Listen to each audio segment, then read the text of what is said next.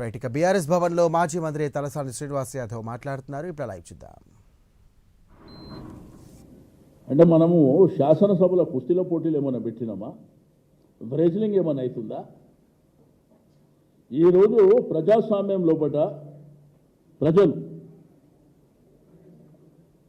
వారి యొక్క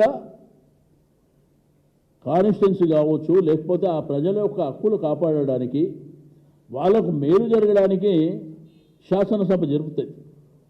ఇప్పుడు రాహుల్ గాంధీ గారు పార్లమెంట్లో సభా సంఘం వేయమన్నాడు. అంటే సభా సంఘం వేయమని చెప్పి డిమాండ్ చేయడం అది ఒక రాజకీయ పార్టీకి నైతికమైనటువంటి హక్కు.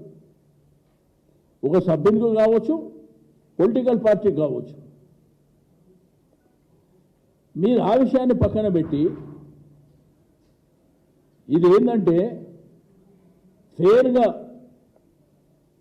విచారణ జరగదనేటువంటి ఉద్దేశంతో కదా చెప్పింది. రెండోది మమ్మల్ని సస్పెండ్ చేశారు. ఏంది సెషన్ అంతా సస్పెండ్ చేశారు. ఎందుకంటే మా బలమైనటువంటి గొంతుక ఒక ప్రతిపక్ష పార్టీగా ప్రజల పక్షాన నిలబడేటువంటి మా గొంతుకని మీరు సస్పెండ్ చేసి హౌస్కు రాకుండా రేపు అప్రాపరేషన్ బిల్లు ఉంది, దాని మీద మేము బలంగా కడిగేస్తామని ఈ రాష్ట్రంలో మీరు మేనిఫెస్టో పెట్టి ఎన్నికల ముందు ఈరోజు మీరు చేస్తుంది ఏంది? ఇవన్నీ అంశాలు వస్తాయని చెప్పి మీరు సభను తప్పుదారి పట్టించి